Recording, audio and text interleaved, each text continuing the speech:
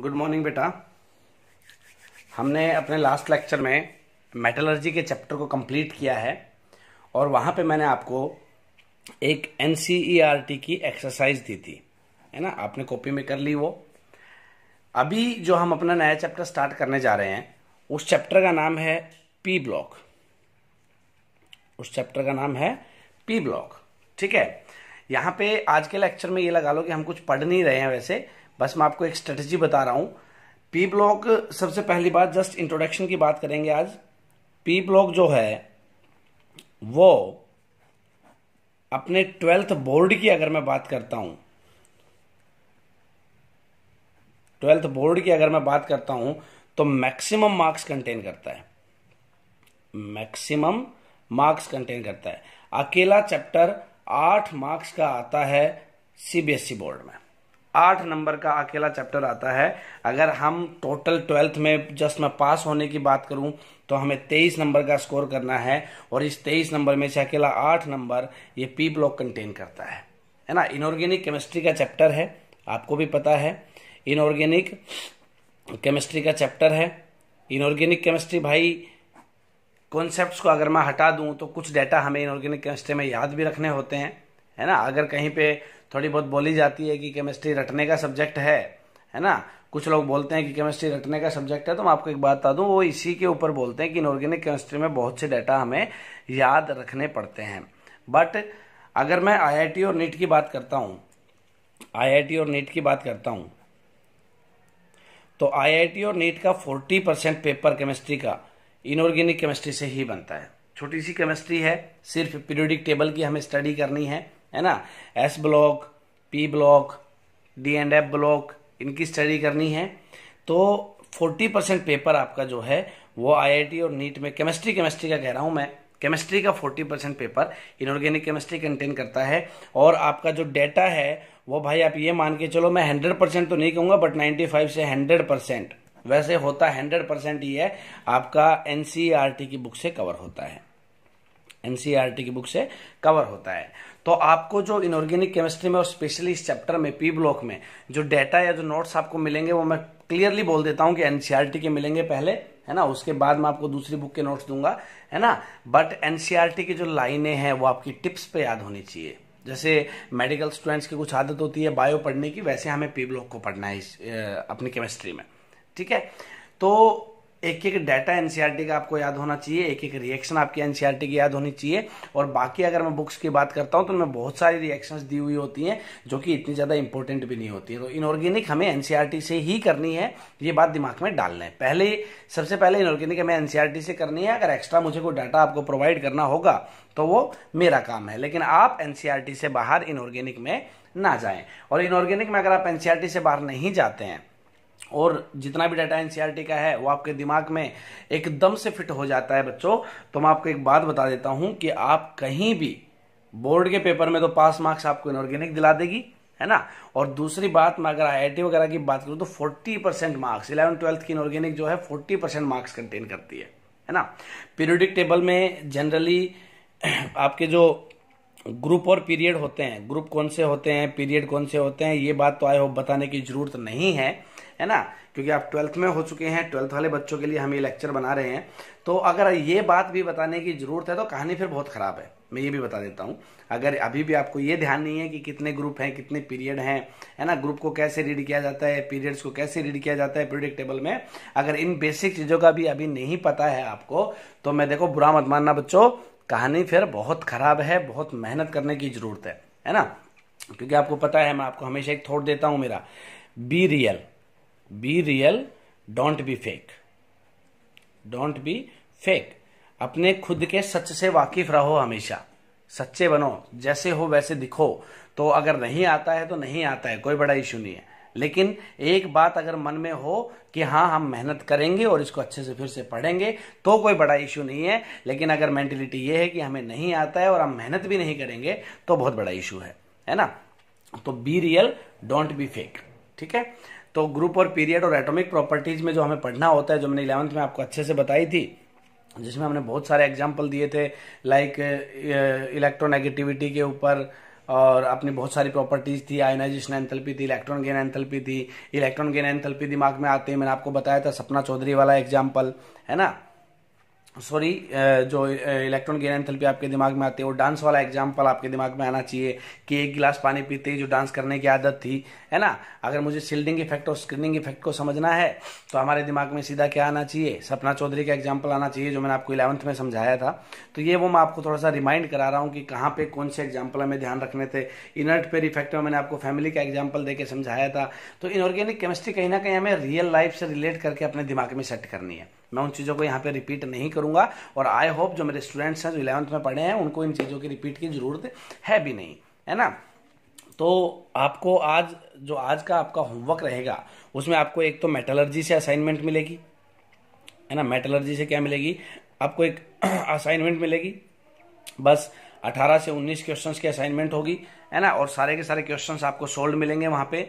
तो वो क्वेश्चंस आपको अच्छे से पढ़ के, अगर कुछ बच्चों के पास फोटोकॉपी का जुगाड़ हो जाता है तो अपनी फोटोकॉपी करा के अपनी कॉपी में स्टेपल कर लें। अदरवाइज फोटोकॉपी का जुगाड़ नहीं है बच्चों तो वो आपको अपनी कॉपी में लिखने हैं, और काम से ना भटकें, ये बात दिमाग में डाल लें, ठीक है। दूसरी बात जो मैं बता रहा हूं वो आपको मैं आज पी ब्लॉक में हम लोग कौन कौन से ग्रुप की स्टडी करते हैं भाई, 13th की, 14th की, 15th की, 16th की, 17th की और 18th की, है ना। ये बात मैंने आपको 11th में बताई थी कि 13 और 14 ग्रुप आते थे 11th में, 15, 16, 17 ग्रुप और 18 ग्रुप आते थे 12th में। ये 11th में आते थे, ये 12th में आते हैं, है ना। लेकिन पिछले साल क्या किया था सीबीएसई ने कि 15th जो आपका ग्रुप था, मीन्स 13th, 14th और 15th जो आपका ग्रुप था, इसको 11th में इन्वॉल्व कर दिया था। और मैंने आपको इसके नोट्स भी दिए थे अगर आपको याद हो तो यहाँ पे जो ग्रुप नंबर 13, 14 और 15 था वो हमने 11th में जो रीड किया था, और मैंने आपको जो उसके नोट्स दिए थे वो आपको एक बार अच्छे से रीड करने हैं। बट मेनली 13 और 14 को हम लोग यहाँ पे थोड़े टाइम के लिए छोड़ भी सकते हैं। ग्रुप 15 की अगर मैं बात करूँ तो ग्रुप 15 के आज मैं आप लोगों को नोट्स दूंगा। आपके पास मैंने पहले ही बता दिया है काम में, एक तो आपको क्या मिलेगा बेटा, असाइनमेंट मिलेगा मेटलर्जी से 18 से 19 क्वेश्चंस का अच्छे से याद करना है, और दूसरा आपको ग्रुप 15 के नोट्स मिलेंगे, उनको अच्छे से रीड करना है। Read and note the important points only, note the important points only. देखो, जब हम एज ए स्टूडेंट जब किसी चीज को रीड करते हैं ना, तो ये तो हमें पता रहता है अपने मन ही मन में कि ये चीज मैं भूल जाऊंगा या ये चीज मुझे अच्छे से याद नहीं हुई है, तो उन चीजों को आप अच्छे से नोट करेंगे, है ना। ग्रुप 15 में जो आपको चीजें या जिनकी नोट्स मिलेंगे उसमें वही सबसे पहले जो बेसिक रहेगा वो आपका इलेक्ट्रॉनिक कॉन्फ़िगरेशन रहेगा भाई, है ना। इलेक्ट्रॉनिक कॉन्फ़िगरेशन 1s2 2s2 वाला, है ना, वो आपको याद सबको आता होगा आई होप, है ना, क्योंकि 9th क्लास में सिखा दिया जाता है। फिर वहां पे आपको एटॉमिक प्रॉपर्टीज मिलेंगी बहुत सारी, एटॉमिक प्रॉपर्टीज के आपको नोट्स मिलेंगे। एटॉमिक प्रॉपर्टीज के नोट्स में क्या है, आपको एटॉमिक साइज हो गया, atomic size, ionization enthalpy, electron affinity, electronegativity, है ना, इलेक्ट्रोपॉजिटिविटी, डेंसिटी, ठीक है, आयोनिक मोबिलिटी, हाइड्रेशन एंथैल्पी, इन सब की आपको ग्रुप 15 के एलिमेंट्स की स्टडी करनी है कि कैसे ये डाउन द ग्रुप आपकी इंक्रीज होंगी कि डिक्रीज होंगी, आपको ये ध्यान रखना है। और जो भी एक्सेप्शनल, इस चैप्टर में एक्सेप्शंस बहुत आने वाले हैं भाई, जो एक्सेप्शनल बिहेवियर रहेगा वो आपको अपनी कॉपी में अच्छे से नोट करना है, याद करना है, रीजन आपको नोट्स में लिखा मिलेगा। उसके बाद केमिकल प्रॉपर्टीज की साइड जब हम बढ़ेंगे तो ऑक्सीडेशन नंबर क्या होता है ना, ऑक्सीडेशन नंबर क्या होता है, कैसे ऑक्सीडेशन नंबर को कैलकुलेट करते हैं, ठीक है, ये सब आपको वहां पे मिलेगा। रिएक्टिविटी मिलेगी ग्रुप 15 एलिमेंट्स की toward oxygen, halogen, towards metals, है ना। प्रिपरेशन में जो कुछ कंपाउंड्स आएंगे फिर हमारे पास, जैसे डाई नाइट्रोजन, ये सब हमने 11th में पढ़ा था, इसके आपको नोट्स मिले थे अच्छे से। तो डाई नाइट्रोजन हो गया, नाइट्रिक एसिड हो गया, और नाइट्रोजन के जो 5 ऑक्साइड हैं, नाइट्रोजन के जो 5 ऑक्साइड है उन सब की स्ट्रक्चर और प्रिपरेशन रिएक्शंस आपको याद होनी चाहिए। तो ये सब आपको इन नोट्स में मिलेगा, ठीक है भाई। तो ये जो नोट्स आज आपको प्रोवाइड किए जा रहे हैं, इसमें बीच में जो एनसीईआरटी एग्जाम्पलर्स आते हैं वो भी मिलेंगे आपको। बट मैं आपको एक बात बता दूं, जो भी पॉइंट आपको समझ ना आए या आपके ध्यान में ना हो 11th का, सबसे पहले तो अपने लेवल पे बेटा उसको अपनी कॉपी वगैरह में या पुराने नोट्स वगैरह में समझने की कोशिश करनी है ना। फिर भी अगर आपके पास में कोई टॉपिक रह जाता है, लाइक कि सर मुझे ऑक्सीडेशन नंबर बिल्कुल नहीं आता है, सर मुझे इलेक्ट्रॉनिक एंथैल्पी बिल्कुल नहीं पता है क्या होती है ना। अगर ऐसा हमारे पास 10 से 12 बच्चों की या 10 से 15 बच्चों की शिकायतें आती हैं कि मुझे ये टॉपिक बिल्कुल भी नहीं आता है सर, तो मैं इसके ऊपर फिर एक्सप्लेनेशन के साथ वीडियो बनाऊंगा, है ना। बट अगर 1-2 बच्चों के पास रहती है तो मैं उनको कॉल पे भी डील कर लूंगा बेटा, कॉल पे भी समझा दूंगा। बट इन नोट्स को अच्छे से पढ़ना है और अच्छे से कॉपी में नोट करना है, और इस असाइनमेंट को भी बेटा अच्छे से आपको करना है। और मैं आपको एक बात बता दूं बच्चे, जितना आपको वीडियो लेक्चर्स में बोला जाता है, मीन्स कि जितना काम मैं आज दे रहा हूं बेटा, इसको आज ही खत्म करने की कोशिश करनी है। ऐसा ना हो कि ठीक है वीडियो लेक्चर मेरा 11:30 पे आया है, मैं देख लूंगा, शाम तक देख लूंगा, और वो चीज आपको भी पता होगा कि आप कितना काम कर रहे हो, कितना नहीं कर रहे हो। मतलब मैं जो आपको क्लास में कहता था, क्लासरूम्स के अंदर कहता था, सेम बात की टाइम पे अपना एनालिसिस करते रहें। आपको पता है आप क्या कर रहे हैं, भले ही हमें ना पता हो, लेकिन आप हमें नहीं खुद को धोखा दोगे बेटा अगर काम नहीं करोगे तो, ठीक है। तो आप टाइम पे रूटीन में अपने काम को करने की आदत डालें। ये नहीं है कि आज का वीडियो लेक्चर कल देखें, कल का परसों देखें, है ना। काम कोई बच्चा, भीड़ में कोई बच्चा काम नहीं भेज रहा है, जैसे ऐसे बहुत से बच्चे हैं जो काम नहीं भेजते हैं केमिस्ट्री का, और मेरे दिमाग में भी हैं। पर बेटा मैं आपको फिर वही बात रिपीट करूंगा कि हमें धोखा नहीं है, आप खुद को धोखा दे रहे हो, ठीक है। क्योंकि आज के टाइम में कंपटीशन तो इतना तगड़ा हो गया है कि छोटी सी लेवल की नौकरी के लिए भी बहुत मेहनत करनी पड़ती है ना। फिर वो नौकरी स्टैंडर्ड के हिसाब से मिलती नहीं है ना, फिर पूरी जिंदगी भर अफसोस रहता है। तो इस चीज को दिमाग में डाल लें, आज का काम आज ही खत्म करना है। और आपका जो मैंने टाइम दे रखा है रात के 8 बजे